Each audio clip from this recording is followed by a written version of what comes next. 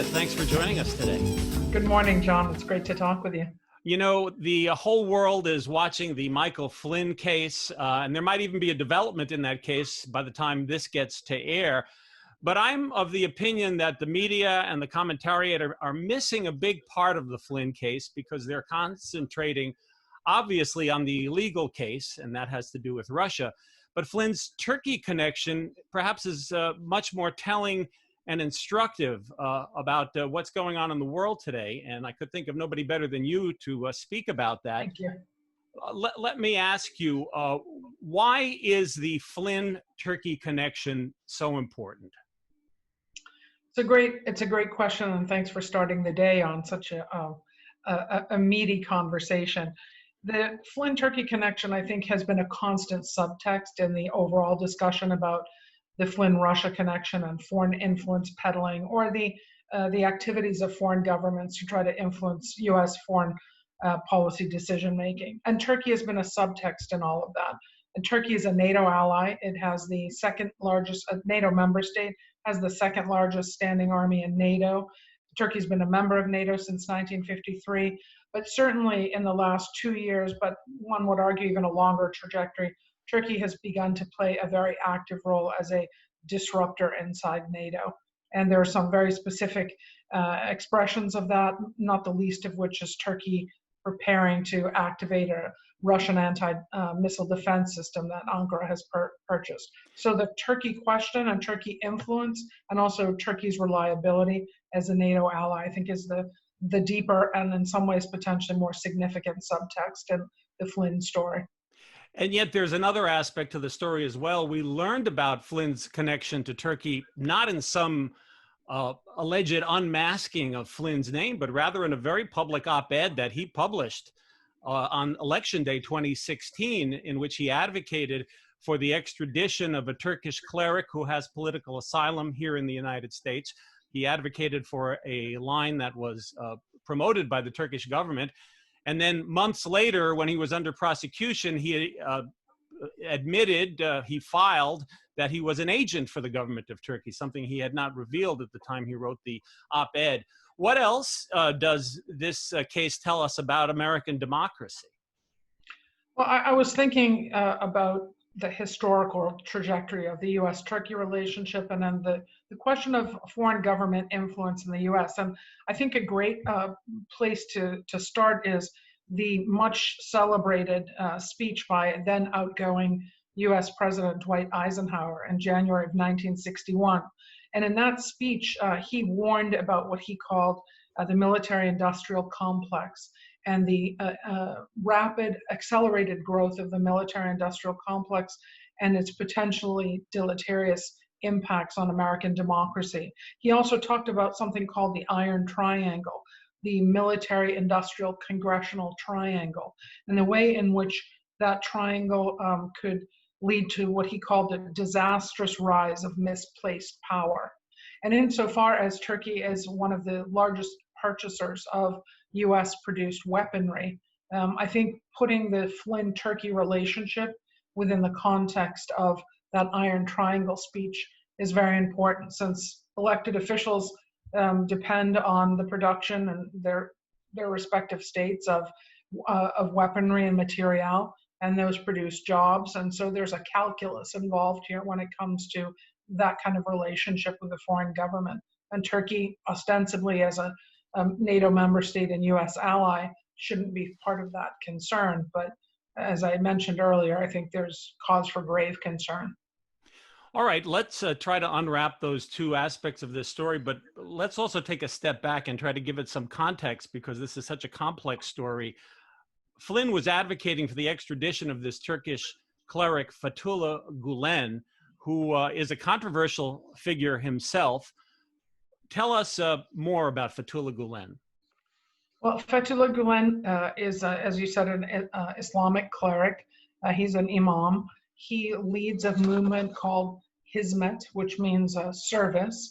He declares that he is not an Islamist. He rejects that term applied to himself. Fetullah Gulen has been living in the United States in Pennsylvania since 1999. He sought political asylum here then. he was seen at that time as an enemy of the state by the Kemalist governments. And Fetullah Gulen has early on, until really 2013 as the tipping point, had been a very, very close, confident advisor, ally of now President Recep Tayyip Erdogan, Turkey's president. And most serious Turkish analysts agree that without the support from Gulen and his movement, he leads this service movement, which is a global grassroots service movement based on principles of mystical Islam. Without the support of the Gulenist movement in Turkey, that the AKP party would not have won its first election victory in November 2002 and its subsequent victories. But there was a big break beginning in 2013 and then in 2016 between the Gulenists and Turkey. But the kind of the amorphousness of the Hizmet movement in terms of its source of, infinite capital, it appears, to generate the growth of its schools worldwide is one of the questions that people have about that movement and about Gulen's residence here in the United States, and about the relationship between the Gulenists and the Erdogan government. So you mentioned schools. Gulen has opened schools around the world. And in fact, as I understand it, he's the largest charter school operator here in the United States. Tell us about those school openings, first of all, in other parts of the world, and then about here in the States. Sure. The foundational principle of those schools has been that there is no contradiction between religion and science. At least that's the declared foundational principle. And there, more specifically, no contradiction between Islamic philosophy and theology on the one hand and science on the other. The schools themselves are also dedicated to the mission of public education, or the education of the public. One of the arguments of the Gulenist movement has been that Turkish citizens, in order to be active, contributing Turkish citizens, must be educated. And so because they had an Islamic patina to them, those parents who might not send their children to schools because of concerns about modernization, westernization, etc., saw the Gulenist schools as an acceptable forum inside Turkey and more broadly, and we can say a little bit about that, for their children to be educated. So they're all over Turkey. The Gulenist schools have a big footprint. Well, they had a big footprint in Central Asia, all over Africa, East Africa, and increasingly West Africa, and now, as you mentioned, in the United States. And in the early partnership between the Gulenist movement and the AKP, the Justice and Development Party government. And that's Turkey. Erdogan's party. Right, Erdogan's party. Anywhere that the Turkish government engaged diplomatically, they pushed the ball forward for the opening of Gulenist schools. And so that's how we saw, for example, in the 2000s, the rapid fire expansion and growth of Gulenist schools all over East Africa, all over Central Asia, because they marched in lockstep, Gulenist schools and Gulenist program, with Turkish diplomatic ambitions, which included Turkey becoming a global power, not only a regional hegemon in the Middle East, but a global power. And the Gulenist schools were understood by the AKP party as a critical soft power tool for the expansion of Turkey's brand and influence worldwide. And you have, in fact, called the Gulenist movement the tip of the spear for Erdogan's accession to power, and yet there was a falling out. And so now what's happening to many of those schools? They've been summarily closed down. In 2013, the first public fracture in the Erdogan or AKP and Gulenist movement occurred with the public protests at Gezi Park in Istanbul against the Erdogan government for plans to build over a large green space, one of the few remaining green spaces in Istanbul. And that was a costly episode for the Erdogan government. It really struck directly at Erdogan's brand of being the representative of all Turks and the working class in particular. And Erdogan subsequently came to view the Gulenists as the architects of those protests, even though, interestingly enough, the protests were violently put down by Turkish police, most of whom had been populated by 2013 by Gulenists.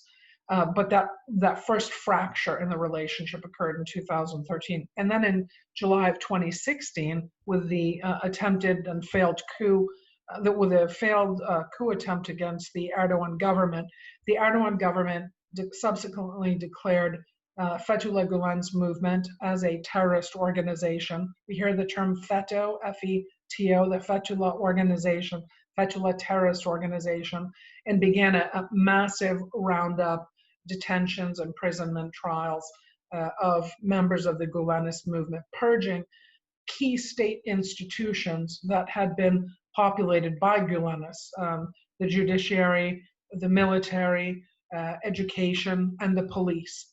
So there's been a real interesting volte-face due to this rupture in the relationship. So the Gulenists nonetheless continue to play a very significant role in the Turkish public imaginary and in Turkish politics, whether real or perceived. What about the Gulenist schools here in the United States? They're not being shut down now. We have freedoms here that don't exist in Turkey.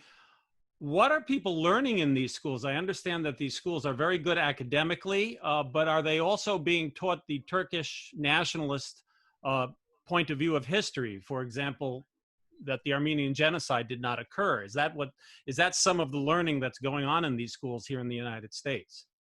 John, I can tell you that the schools do have an excellent reputation, academic reputation. The students perform well upon completion of schools and moving to the next level in education. They are very competitive with other charter and private schools in the United States. They're known to be what we would consider parochial schools, insofar as there is some religious teaching or philosophy that undergirds the curriculum.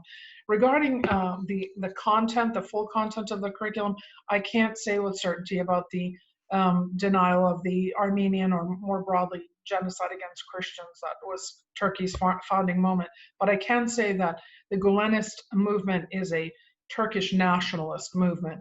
Although it has a global footprint, ultimately its origins and its commitments have been to Turkey's leadership of global Islam.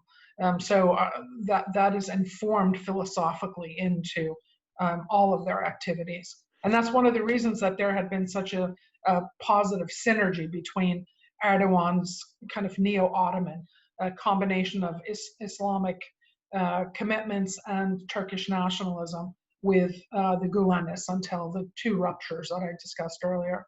And that would be perhaps a much more nuanced view of the Gulenists than the one presented by Michael Flynn in his op-ed, in which he presented them almost exclusively as Islamist radicals bent on destroying the so-called democracy of Turkey. Correct. When Flynn wrote that piece, and as you mentioned earlier, at the time of writing the piece in The Hill magazine, he had not yet registered as, under FARA, the Foreign Agent Registration Act, as a lobbyist, a paid lobbyist for Turkey. But one of the Turkish states under Erdogan, under the AKP, one of their main goals has been the extradition of Fetullah Gulen to Turkey. And so the Turkish government has used or has engaged individuals such as Flynn to develop a narrative of the Gulenists as dangerous Islamists. Now, it's one of the intriguing and complex features of the Gulenist movement is this question of their commitments to a more radical form of Islamic thought. Some argue that it's there, others say that that's hyperbole, and then there's finally the kind of third perspective that the Gulenist approach may be a gateway to more radical interpretations of Islam. But I think the intriguing thing, or the sort of paradoxical point in terms of Flynn and his work with the Turkish government, is that after all, it's Turkey that has become a leading voice in radical Islamic circles and Islamist circles, and has embraced that quite actively, including in its engagement with ISIS and Al Qaeda actors and other unseemly Islamic terrorist groups. Regardless what we think of Gulen, good or bad, the argument that Flynn was proposing to extradite him to Turkey, and then there were even media reports that Flynn was involved in discussions to possibly even abduct Gulen and send him to Turkey for trial. What's your view on the justice of doing something like that? Well, that would violate the reason that the United States until now has not acceded to Turkey's requests and increasing, in some ways, threats and demands to extradite Gulen is because his extradition would require, according to international law, that upon return to his country of origin, he would face a trial, a fair and just trial. And given the kangaroo court nature of Turkish judiciary under the AKP party, particularly since 2016, that's an absolute impossibility. Also, given the Turkey's shift to a centralized presidential system of government, that has given Erdogan interventionist powers in the Turkish judiciary that would all but ensure that Gulen would not receive a fair trial. And on the basis, therefore, of its international legal commitments, the United States has refused to extradite, to accede to Turkey's demand that Gulen be extradited to Turkey. Erdogan accuses Gulen of being behind the coup against his government. Will we ever know the truth in that matter? And will we ever know where Gulen gets his funding from? I think there's a greater chance that we'll have more and more information on the sources of Gulenist funding. U.S. government agencies are very interested in that, and I think it'll probably easier to trace that than it may be to know how actively, if at all, Gulen was involved in the coup. And I think there's a fine but nonetheless important distinction to be made here, whether or not Gulen himself was involved or whether or not supporters or members of the Gulenist movement were involved. Again, considering the fracture between the AKP and Erdogan on the one hand and Gulen and the Gulenists on the other hand, the Hizmet movement, starting in 2013, one of the consequences of that fracture was Turkey's I think that's when we can see the real fork in the road, when the Turkish government began its hard turn to authoritarianism, and I think we can even argue totalitarian style governance, because after the Gezi Park protests against the AKP government, that's when they began massive roundups of members of the Gulenist movement, arbitrary and protracted detentions, trials that by most measures, international rights watchers measures, and supporters of democracy in Turkey were unfair. So there's a longer history there of the Turkey Gulenist rupture that might explain that Gulenists wouldn't have been upset had that coup actually succeeded. Well, thank you for taking us down that long detour into what is Gulenism. I think it's important to understanding the Flynn case, but it's obviously there's a lot more to it than that. Let's take a step into the geopolitical situation. Why is Turkey and what's happening there important to the United States? That follows naturally from the Flynn question. The Turkey-Flynn relationship is all about Turkey's larger geopolitical goals. And as I mentioned earlier, the AKP government and first Prime Minister, now President Erdogan, has been very candid about the objective of making Turkey a global power. And that objective of being a global power, based on, as I mentioned earlier, kind of neo-Ottoman foreign policy, one that blends Islamic thought and Islamist teachings with Turkish nationalism, has meant that Turkey has begun to exercise, from its perspective, far greater independence vis-a-vis NATO as a whole, and the US more specifically. But from the NATO and US perspective, Turkey has begun to play a very active and potentially threatening role as a disruptor within NATO and outside NATO. And we're seeing the culmination of that trend line in the last month's intense discussions about the consequences of Turkey's activation of this Russian anti-missile system that Ankara purchased and is about to activate. Those are the S-400s, correct? Yes, yes. And those S-400s can be used against F-35s and F-36s, which are part of the U.S. arsenal and the other NATO member states' arsenal, including Greece, which oftentimes has a bullseye on it when it comes to Turkey's foreign policy. But Turkey's, again, objectives of being a regional hegemon in the Middle East and really in that intersecting space of West Asia or the Middle East, Southeastern Europe, and Africa has its agitation and its flirtation and engagement with Russia, Turkey's purchase of energy, its dependence, but its purchase of energy from Iran and Russia, participating in sanctions busting, in fact, when it purchased energy from Iran. That has given NATO allies and the US cause for great concern. And several years ago, I think it's now 3 years ago, the Turkish Foreign Ministry also published a set of maps for the region. And interestingly enough, and concerningly, was the fact that parts of Iraq up to Mosul were included in those maps as Turkish territory, and parts of Greece, Western Thrace and the Aegean Islands, all the way up to Crete, were also included in those Turkish maps, sort of laying bare the fact that Turkey is not a status quo country. It's not a country that respects the sovereignty and the territorial integrity of its neighbors. And these are foundational principles, of course, inside NATO. And that Turkey, based on those maps, was willing to engage in a series of actions that at worst could be episodic, produce episodic violence, at best could pursue, episodic violence, and at worst could lead to what some people fear this summer may bring a hot war in the Mediterranean or the Aegean. I understand in the last week, Turkish forces have set up a camp on a territory that is across the Evros River, which had been the border with Greece. What's the status of that?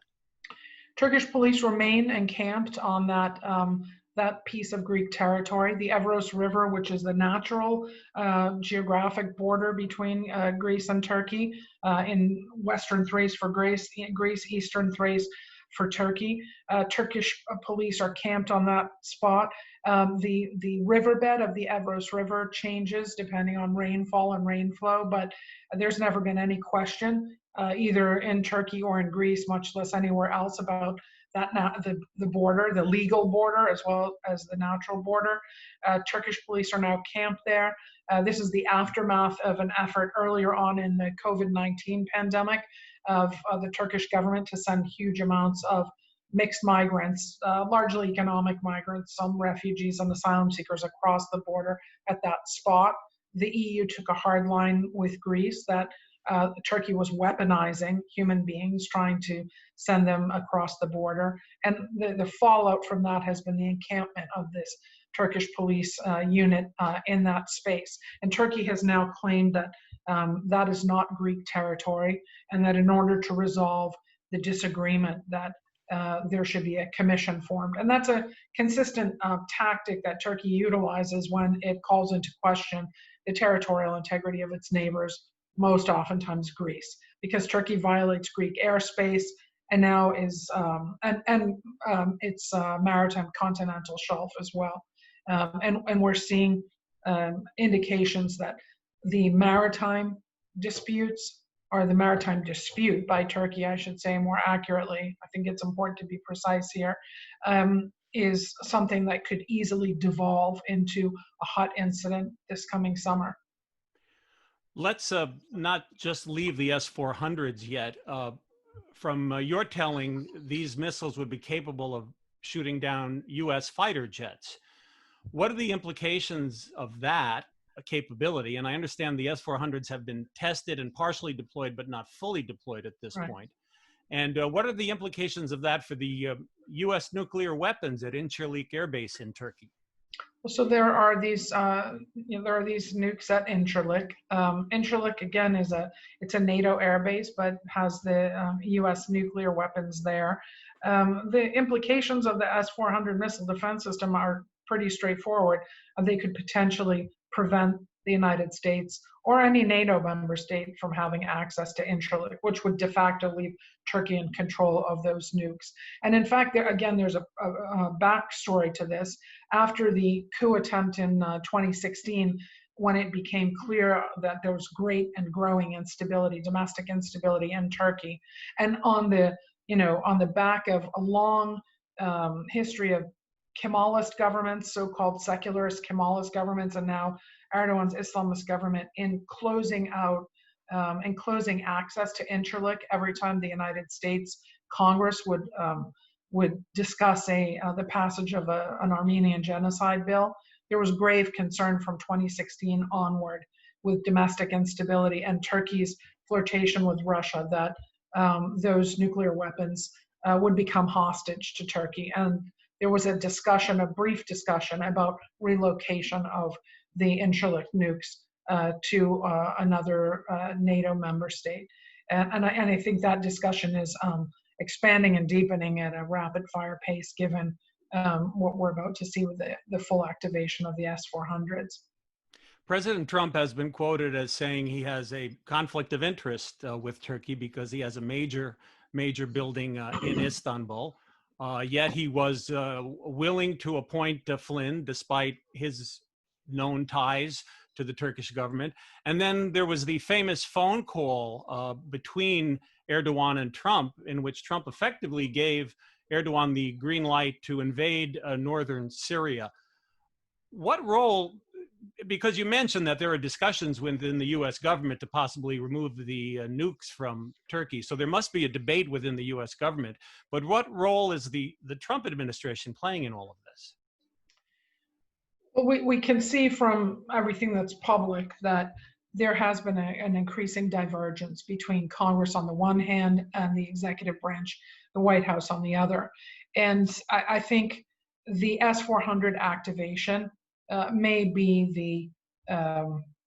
will probably be the test case to see whether or not that divergence continues or not. And although the president has, as you said, de facto, to put it in the vernacular, de facto gave Turkey the green light to invade for its second invasion of northern Syria. That's another important thing. Turkey had already invaded northern Syria around Afrin in the west. Turkey wanted to move into northern Syria in the east and establish this, entire zone of control. And where congressional officials had been opposed to that, the president supported it either actively, passively, directly, or indirectly. I think President Trump has lost a lot of political capital in his inability to convince President Erdogan to step back from consistent red lines in terms of demands vis-a-vis the United States. And it may well be that with the S-400s and the very likely, well, in fact, the legal requirement, but then the likely congressional decision to impose economic sanctions on Turkey, that the White House will step over to the congressional side on this particular issue. Because otherwise, this, represents yet another instance in which President Trump is unable to get President Erdogan, a key NATO ally, a special partner with the United States, to take measures that are consistent with U.S. national security and foreign policy interests. And I think that's the key thing here, that the president is beginning to understand the overwhelming evidence that Turkey's engagement with Russia, Turkey's ambitions to be an Eastern Mediterranean maritime power, to turn the Eastern Mediterranean into a Turkish lake, to challenge energy exploration that the United States support that involves Greece, Israel, Cyprus, the Republic of Cyprus, and Egypt, that these are things that run against U.S. foreign policy interests and therefore that they would cost the president by his willingness to basically concede to Turkish President Erdogan that Turkey has carte blanche to do whatever it wants, regardless of whether or not that presents an imminent or a more medium-term threat to U.S. geopolitical interests in Eurasia. It seems that carte blanche and those red lines are being crossed here in the United States with the beating up of protesters in Washington by Erdogan's personal guard during one of his visits to Washington D.C. Correct. Turkey has, I mentioned earlier, Turkey's willingness to violate the territorial integrity of its neighbors. So, attack the sovereignty principle that by which the entire international system's been organized for centuries. Turkey has used other mechanisms to undermine the sovereignty of other countries, and in this case, the U.S., on 3 separate visits here to the United States. Prime Minister and then President Erdogan's security detail used violence against American citizens, and the most widely viewed and infamous episode occurred across from the Turkish embassy in Washington when protesters, U.S. citizens, protesters were beaten up, roughhoused. Violence was perpetrated against them by members of Erdogan's security detail. So, a view that a Turkish diplomatic mission can come to the United States and perpetrate violence against U.S. citizens, much the way they do with impunity against their own citizens. I mean, that is a huge red line, and there's actually a legal case underway now to try to bring those perpetrators to justice. But that's a dimension of the rejection of playing by rule of the law and sovereignty principles that Turkey has long practiced. It's the first time that the U.S. has experienced it at Turkey's hands inside the American house. So much has been made of Russian attempts to influence U.S. politics, U.S. policy. What do we learn from all of the Turkish probings, if you will, not only from Erdogan, from Gulen's soft power incursions? What does this tell us about what's happening to American democracy? Well, this takes us back, I think, to where we started, and I referenced that speech by President Eisenhower. I think there's ample evidence that, and I think the coronavirus has thrown this into sharpest relief, that our institutions, our democratic institutions, and by extension, our infrastructure and associated institutions are not in fullest health. And foreign governments use all the tools at their disposal, whether hard power or soft power, in order to advance their interests. So the Turkey-Flynn relationship is part of that, toolbox, one could argue, that Turkey uses in order to advance its own interests and geopolitical goals. I think the real concern about the Flynn-Turkey relationship is that it lays bare the extent to which foreign governments utilize penetration to affect decision-making at the highest levels of U.S. foreign policy and decision-making. And the failure, for example, of Flynn to register under the FARA Act, to register as a foreign lobbyist, put him in an illegal zone, but also in a gray metaphorical zone when it came to Turkey using its influence in a way that could undermine U.S. institutions. We're a rule of law country. We're a society that's built on respect for laws. And the use or the interpretation of those laws in a highly elastic fashion, or the violation of those laws at the hands of a foreign government or by virtue of relationships with a foreign government, is indeed, I think, a grave danger to American democracy. And that military-industrial congressional iron triangle that President Eisenhower warned against, I think is something that is indeed a danger for American democracy, because it does lead to the disproportionate concentration of power in both particular institutions of American governance, whether it be the Pentagon in this case, but also in private sector actors who develop their relationship with those institutions. And those interests then are narrow. They're not interests of the public, the collective good and the public good. They're not interests that necessarily then map onto national security. They map onto profit making and other kinds of institutional relationships that corrode and erode our democracy. There was a big discussion about this in the aftermath of the brutal murder of Kemal Khashoggi, the Saudi journalist who was murdered and dismembered in the Saudi embassy in Turkey, about the way in which Saudi Arabia has utilized its resources, financial assets largely, to influence American decision making. And I think the same holds true for Turkey. We tend not to think about it in the case of Turkey because, after all, they are a NATO member state and technically an ally. But the kinds of actions that Turkey has taken, the S-400s, the threats to begin, for example, natural gas exploration south of Crete, a NATO member state and ally, that would challenge the territorial waters of Greece. Turkey's saber-rattling and anti-Semitism in its statements vis-a-vis Israel. All of these are, actions which suggest that Turkey is beginning to behave in a way that does not represent NATO as a community of democratic values, and that diverges from NATO's collective security priorities. And if we circle that back to the United States, Turkey has utilized tools in the U.S., whether it's engaging someone like Flynn, whether it's its support in and its funding of academic programs in American higher education, or whether it's in its very active engagement in the media or its hiring of lobby organizations to advance its soft power interests. And those mechanisms are ones that I think over time have been part of a broader corrosion of the durability and robustness of our democratic institutions. You are in touch with many Turkish academics. What is the role of the status right now of the democracy movement within Turkey?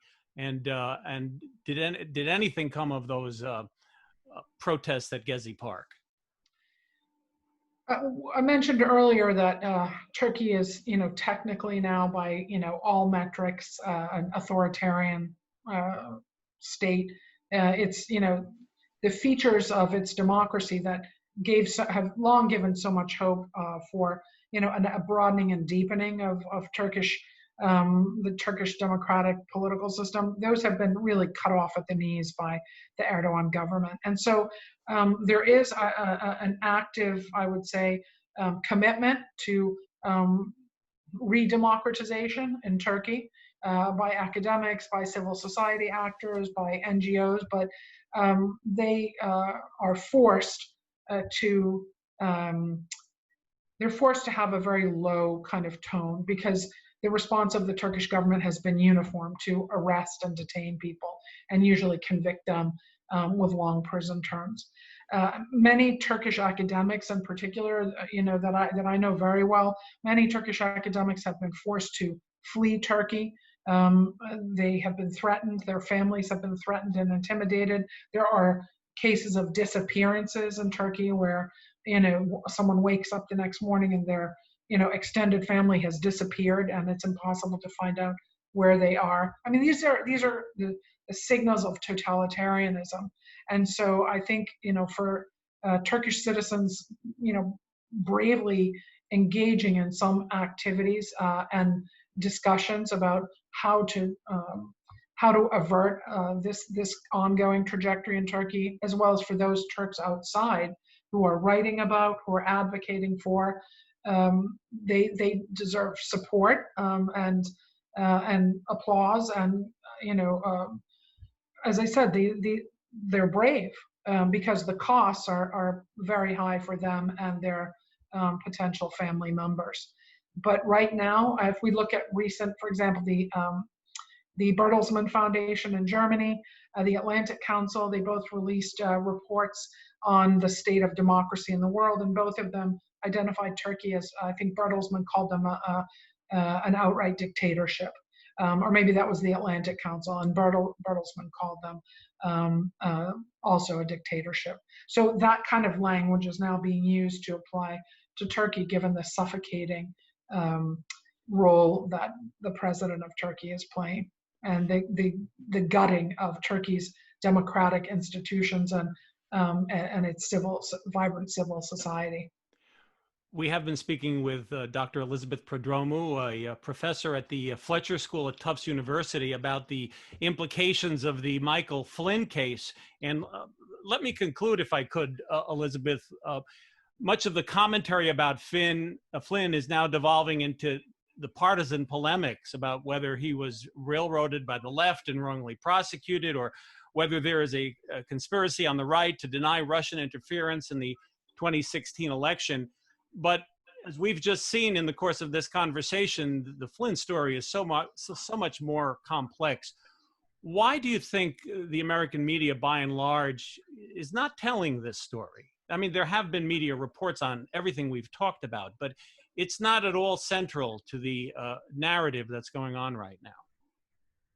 I think probably three reasons. Number one is, as you mentioned, John, at the beginning, the hyper-partisanship that has come to characterize our political system. So the entire Flynn story is refracted through the lens of partisanship. So there's a focus on party over country. And I think that's something, going back to your earlier question, that is very deleterious for the health of our democracy, number one. Number two, the media is interested in headlines and bottom lines. And I think the Flynn-Russia connection figures more directly into both that calculus of a good headline and a good bottom line. But I do think that the Flynn Turkey story is really the key story here. The narrative and the reality of U.S.-Russia relations over the past well, the second Obama administration, certainly the entire Trump administration, has been of a downward trajectory and spiral. And there's been a lot of discussion about a new Cold War. I think many analysts are beginning to sort of walk back that language. And if one looks at metrics like population size, population growth or decline, one looks at economic robustness. Russia, for example, its population has declined steadily since the end of the Cold War. It's a single commodity economy relying on energy. Russia has not been able to upgrade its infrastructure. Russia is, although an important power, in many ways it's a vulnerable and declining power. Whereas Turkey finds itself in a very different position. And I think that's largely because of its membership in NATO. And I think for concerns of US foreign and security policy, it's important not necessarily always to look outside the house, but look inside the house. And I think in the case of Turkey's membership in NATO, NATO is facing a measurable and growing threat from within. And I mentioned this possibility of a hot incident in the Aegean in the summer. If Turkey does move ahead, if Turkey moves ahead on the Evros border with Greece, and also moves ahead with its declared plans to begin energy exploration in the Mediterranean south of Crete, these will be direct challenges to the sovereignty of a NATO member state. And that bodes very, very poorly for NATO to function in terms of accomplishing its collective security goals. And so Russia, in some ways, fades from the picture because there's a major problem inside the alliance and in terms of the alliance's capacity to carry out its own strategic objectives. And appeasing Turkey, by trying to incentivize Turkey, to me is, is not. It's not a feasible strategy because, after all, the current policies of Turkey are the culmination of a long pattern by which Turkey has diverged from NATO's interest and its U.S.-Turkey bilateral relationship. So I think the time has come for more austere compliance steps on the part of both Washington and Brussels. Dr. Elizabeth Prodromou, thanks so much for sharing your wisdom with us. Thank you for having me on. It's always great to talk with you. It always is.